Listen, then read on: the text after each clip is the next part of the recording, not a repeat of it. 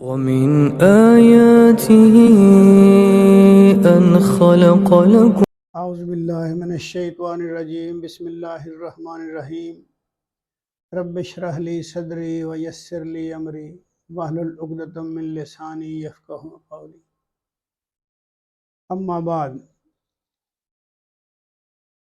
قرب قیامت کی نشانیوں کی اقساط بیان کی جا رہی ہیں۔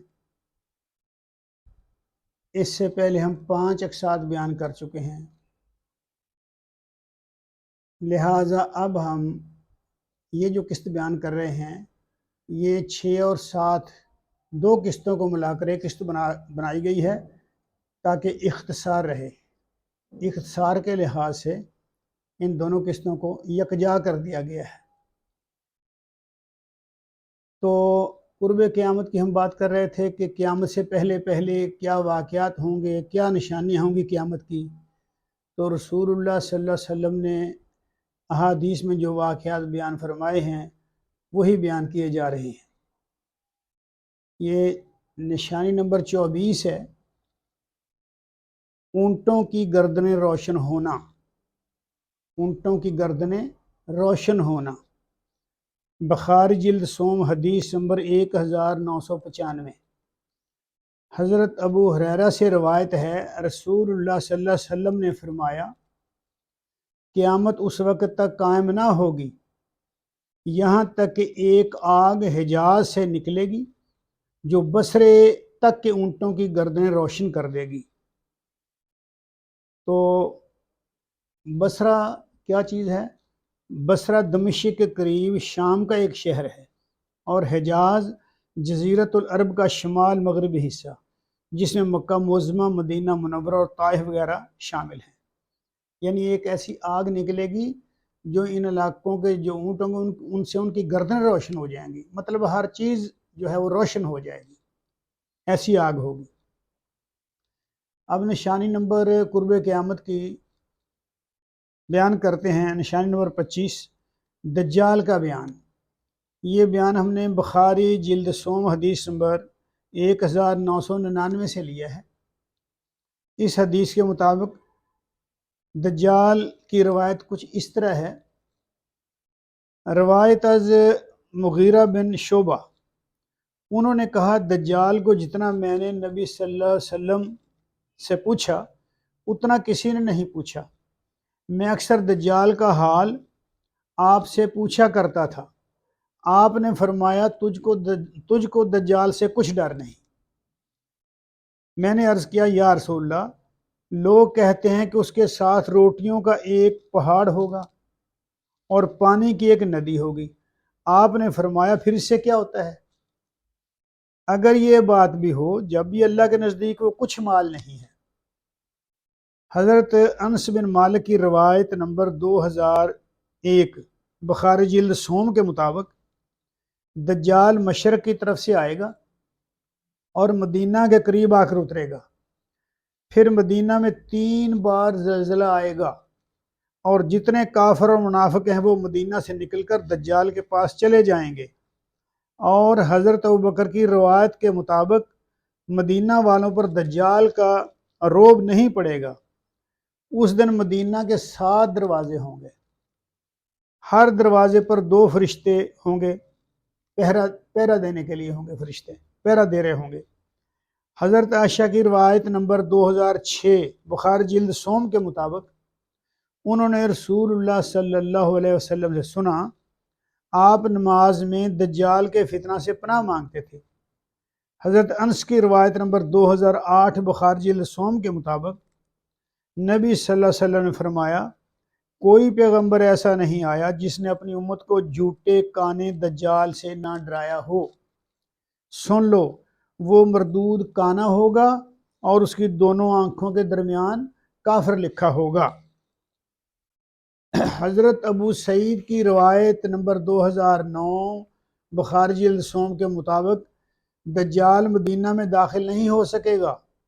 حضرت ابو سعید فرماتے ہیں کہ ہم سے ایک دن رسول اللہ صلی اللہ علیہ وسلم نے دجال کا لمبا قصہ بیان فرمایا۔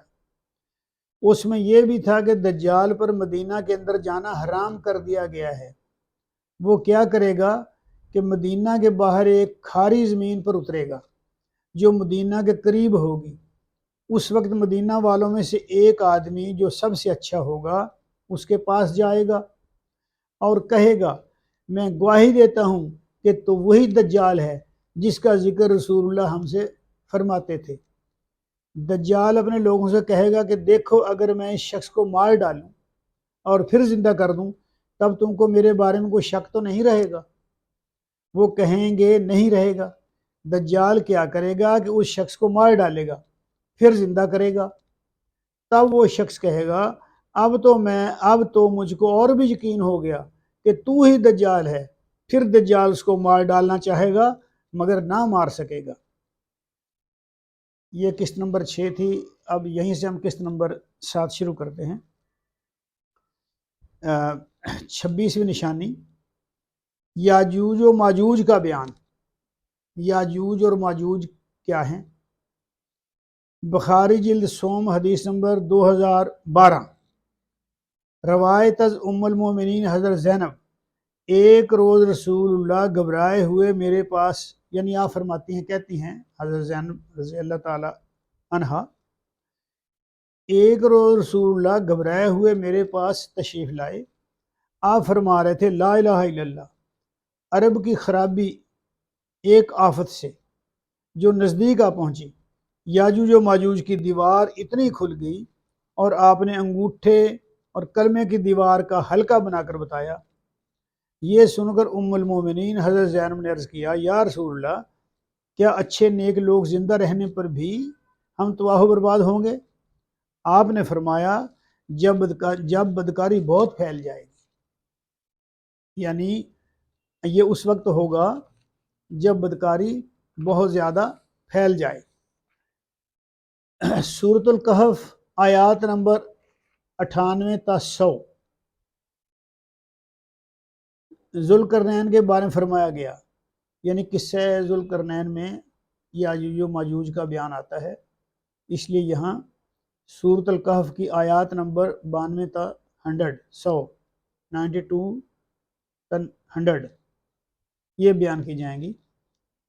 پھر اس نے یہ یعنی کہ یہ اس کی تشریح ہے، پھر اس نے مہیا کیا ایک اور سفر کا سامان، یہ ذوالقرنین کے بارے میں ہے، یہاں تک کہ جب پہنچا وہ دو پہاڑوں کے درمیان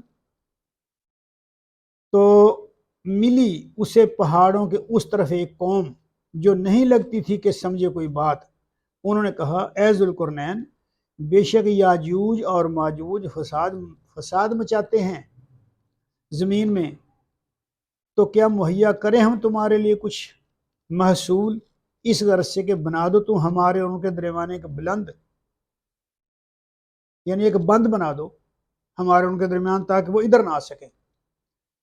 اس نے کہا جو کچھ عطا کر رکھا ہے مجھے اس سلسلہ میں میرے رب نے وہ زیادہ بہتر ہے، البتہ مدد کرو تم میری قوت سے، یعنی طاقت تمہاری مجھے چاہیے یہ کام کرنے کے لیے، آپ افرادی قوت دے دیں، بنا دوں گا میں تمہارے اور ان کے درمیان ایک مضبوط بند، لا دو تم مجھ کو ٹکڑے لوہے کے۔ یہ ان آیات کا لفظی ترجمہ میں کر رہا ہوں۔ یہاں تک کہ جب پاٹ دیا اس نے خلا کو جو دو پہاڑوں کے درمیان تھی تو کہا دھونکو، یہاں تک کہ جب کر دیا اسے آگ کا انگارہ، یعنی اس پہ زور شور سے آگ سلگائی، دھونکا اس کو، تو کہا لاؤ میرے پاس، انڈیلوں گا میں اس کے اوپر پگھلا ہوا تانبا، پس نہ طاقتوں میں اس پر چڑھ سکیں اور نہ لگا سکیں گے اس میں نقب۔ کہا ذوالقرنین نے یہ مہربانی ہے میرے رب کی، پھر جب آئے گا وعدہ میرے رب کا تو وہ کر دے گا اس کو ریزہ ریزہ، اور ہے وعدہ میرے رب کا سچا، اور چھوڑ دیا ہم نے ان میں سے بعض کو اس دن سے کہ وہ گتھم گتھا ہوتے رہے بعض کے ساتھ، پھر پھونکا جائے گا سور، بس جمع کریں گے ہم ان سب کو ایک ساتھ اور سامنے لائیں گے ہم جہنم کو اس دن کافروں کے پوری طرح۔ قدیم زمانے سے ذوالقرنین کے بارے میں اختلاف رہا ہے کہ ذوالقرنین کون تھا، یہ اس پہ بھی ذرا اس کو بھی ڈسکس کر لیتے ہیں۔ قدیم مفسرین عام طور پر اس کو سکندر کہتے رہے، کہ یہ سکندر کا نام تھا، لیکن قرآن میں اس کی جو خصوصیات بیان کی گئی ہیں وہ سکندر پر لاگو نہیں ہوتی۔ جدید زمانے میں تاریخی معلومات کی بنا پر مفسرین کا خیال سائرس کی طرف بھی گیا ہے۔ یہ بھی ایک بادشاہ تھا، یہ ایران کا بادشاہ تھا۔ یہ بات زیادہ قریب معلوم ہوتی ہے، لیکن بہرحال یعنی یہ جو سائرس والی بات ہے یہ زیادہ جو ہے وہ قریب ہے حقیقت کے، کیونکہ وہ جو دوسری بات ہے وہ پوری طرح صادق نہیں آتی اس بات پہ۔ یقین کے ساتھ کچھ نہیں کہا جا سکتا۔ یاجوج اور ماجوج سے مراد روس اور شمالی چین کے وہ قبائل ہیں جو تاتاری، منگولی، ہن اور سیتھین وغیرہ کے ناموں سے مشہور ہیں، اور یہ قبائل قدیم زمانے سے تہذیب یافتہ اور متمدن ممالک پر حملے کرتے رہے، یعنی جو تہذیب یافتہ ملک تھے ان پہ یہ حملے کیا کرتے تھے باہر سے آ کر۔ یہ بھی معلوم ہے کہ ان کے حملوں سے بچنے کے لیے قفقاز کے جنوبی علاقے میں دربند اور داریال استحکامات تعمیر کیے گئے تھے۔ یعنی یہ ایک جائزہ لیا جا رہا ہے کہ یاجوج اور ماجوج کون تھے، کہاں رہتے ہوں گے، کس طرح ہوں گے۔ مختلف مفسرین نے مختلف باتیں بیان کی ہیں، تو یہ باتیں بھی اسی ضمن میں ہیں کہ یہ بھی ہو سکتا ہے، یہ بھی ہو سکتا ہے، یہ قوم بھی ہو سکتی ہے، کیونکہ مستقل طور پر قطعی طور پر کسی کو کچھ پتہ نہیں۔ بائبل کی کتاب پیدائش باب نمبر 10 میں ان قبائل کو حضرت نوح کے بیٹے یافس کی نسل میں شمار کیا گیا ہے، یعنی یاجوج و ماجوج یافس کی نسل سے ہیں۔ مسلمان مورخین کا بھی یہی خیال ہے۔ حزقیل کے صحیفے باب نمبر 38 اور 39 میں ان کا علاقہ روس اور توبل اور مصر یعنی موجودہ ماسکو کو بتایا گیا ہے۔ قرآن مجید میں ذوالقرنین کی بابت کہا گیا ہے کہ اس نے ان لوگوں سے کہا کہ میں نے اپنی حد تک تو بڑی مستحکم دیوار تعمیر کر دی ہے، مگر جب تک اللہ کی مرضی ہے یہ قائم رہے گی، اور جب اس کی تباہی کا جو وقت اللہ تعالیٰ نے تجویز کر رکھا ہے تو یہ دیوار پارا پارا ہو جائے گی۔ سورۃ الانبیاء آیات 96-97 میں بھی یاجوج و ماجوج کا ذکر آیا ہے، یعنی سورۃ الانبیاء آیات نمبر 96 اور 97 میں بھی یاجوج و ماجوج کا ذکر موجود ہے۔ اس کا ترجمہ ہے، یہاں تک کہ جب یاجوج و ماجوج کھول دیے جائیں گے اور وہ ہر بلندی سے نکل پڑیں گے اور وعدہ برحق کا وقت قریب آ لگے گا، یعنی قیامت قریب آ جائے گی۔ یہ ہم قرب قیامت کی نشانیاں بیان کر رہے ہیں نا کہ قیامت سے پہلے یہ ہوگا۔ تو وعدہ برحق کا وقت قریب آ لگے گا تو یکا یک دیدے پھٹے کے پھٹے رہ جائیں گے ان لوگوں کے جنہوں نے کفر کیا تھا، کہیں گے ہائے ہماری کم بختی، یقیناً ہم اس سے غافل رہے، بلکہ تھے ہی ہم ظلم کرنے والے۔ یاجوج و ماجوج کے کھول دیے جانے کا مطلب یہ ہے کہ وہ دنیا پر اس طرح ٹوٹ پڑیں گے کہ جیسے کوئی شکاری درندہ یکا یک پنجرے سے چھوڑ دیا گیا ہو۔ وعدہ برحق پورا ہونے کا وقت قریب آ لگے گا۔ یہ اشارہ کس طرف جا رہا ہے؟ یہ اشارہ صاف طور پر اس طرف ہے کہ یاجوج و ماجوج کا خروج آخری زمانے میں ہوگا اور اس کے بعد جلد ہی قیامت آ جائے گی۔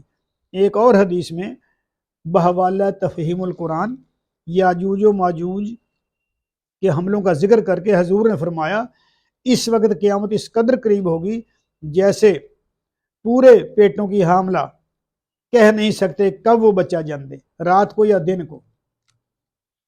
ومن آياته أن خلق لكم